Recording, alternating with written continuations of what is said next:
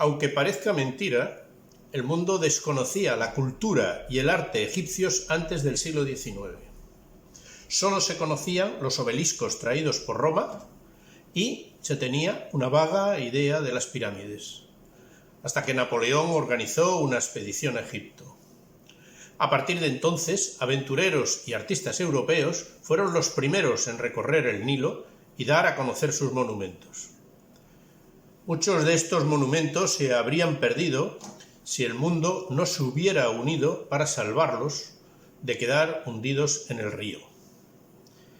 Yo estuve en Egipto al acabar la campaña de salvación y pude recopilar documentos, hacer fotografías y tomar películas de Super 8 para dejar testimonio de aquella epopeya.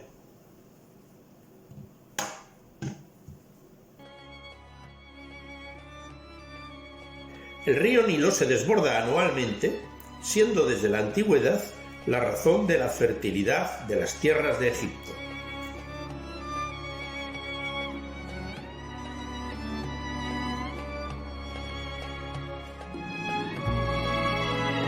Para regular las cosechas, la construcción de las presas fue una necesidad prioritaria.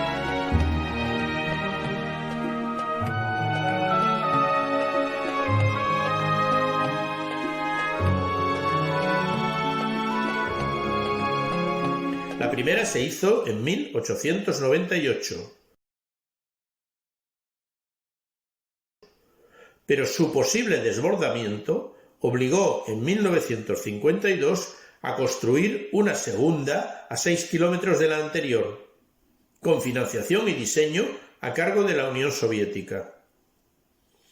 Así se crearía un lago artificial de 500 kilómetros cuadrados de extensión, inundando numerosos yacimientos arqueológicos en Egipto y Sudán, por lo que ambos gobiernos solicitaron a la UNESCO la salvación de los monumentos de Nubia.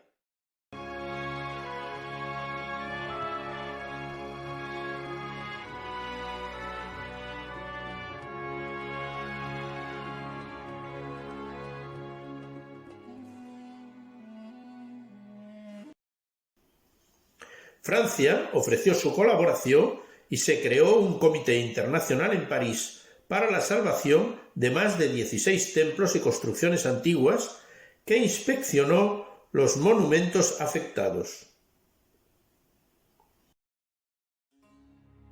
El tercer templo más grande era el de Calapsá, situado cerca de Asuán, que para evitar su inundación hubo que desmontarlo y trasladarlo a 50 kilómetros sobre una isla en medio del nuevo lago. El templo de Amadá era una pequeña capilla que también estaba condenada a desaparecer. Había sido restaurado por varios faraones, decorándolo interiormente con ricos relieves pintados en yeso. Desmontar sus sillares destruiría las excelentes pinturas. Una solución, aportada por arquitectos franceses, fue trasladarlo entero a 4,5 kilómetros de su emplazamiento, mediante raíles ferroviarios, tras separarlo de sus cimientos entre 1964 y 1975. España participó activamente en la campaña de salvación de Nubia, bajo la dirección del arqueólogo Martín Almagro, recibiendo en 1968 como compensación el regalo del pequeño templo de Devoz. Era una construcción del período ptolomeico, situado cerca de Asuán, que había sido arruinado por terremotos, conservando la capilla y 2 pilonos exteriores. La primera presa lo mantenía sumergido varios meses al año desde 1902, deteriorándolo gravemente.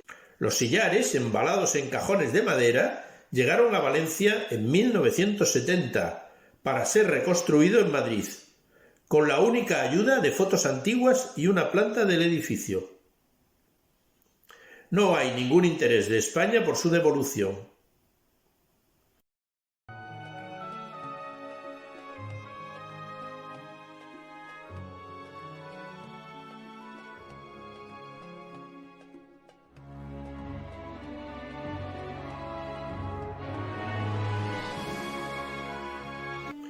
El templo de Isis, en la isla de Philae, cerca de Asuán, era uno de los santuarios más importantes del antiguo Egipto, ampliado por diferentes emperadores romanos, como el esbelto pabellón construido por Trajano.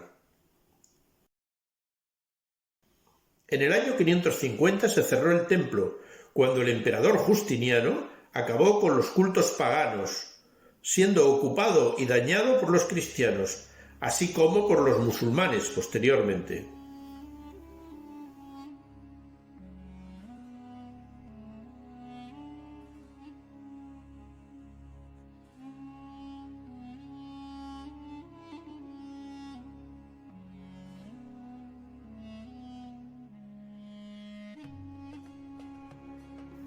Desde 1898, tras construirse la primera presa de Asuán, el templo quedaba sumergido en el Nilo varios meses al año, con una grave erosión en sus sillares y relieves artísticos. Durante la campaña de Nubia, su salvación consistió en trasladarlo a una cercana isla que se allanó para instalarlo. Lo más complejo fue sacarlo del agua. En 1972 se rodeó con una gigantesca piscina hecha con chapas metálicas de 15 metros de altura para extraer el agua del interior y desecar el monumento, antes de proceder a desmontar sus 45.000 sillares y trasladarlos a la nueva isla.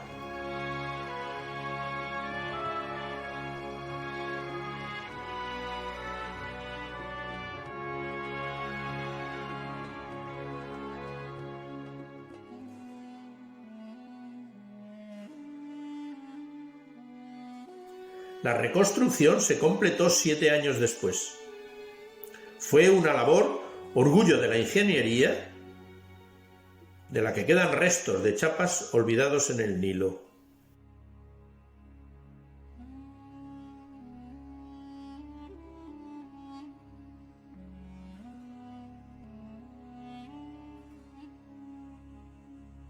La construcción del lago Nasser empezó a afectar con la subida del agua a los dos templos de Abu Simbel, dedicados a Ramsés II y su esposa Nefertari, excavados directamente en la roca, obras de colosales dimensiones construidas en el siglo XIII a.C. Las estatuas sedente del faraón y otros dioses tallados en la ladera de la montaña sobrepasaban los 30 metros de altura, mientras que las naves penetraban en el interior con grandes estatuas, relieves y numerosas pinturas.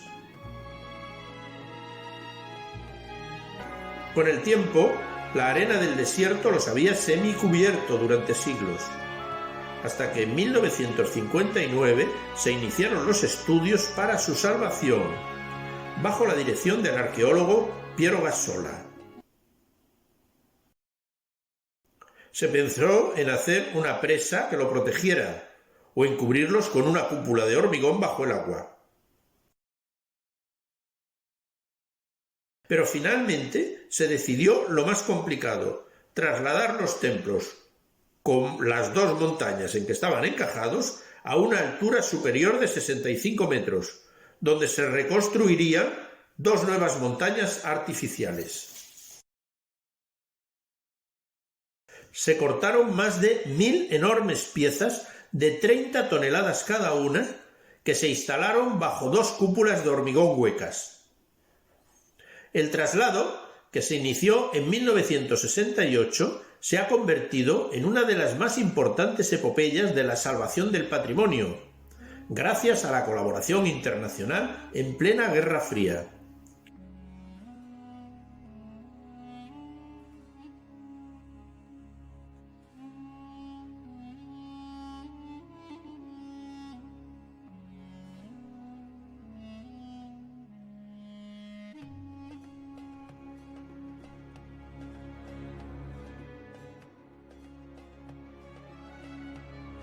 Hoy sería casi imposible encontrar la solidaridad necesaria entre los países para financiar y construir una obra semejante.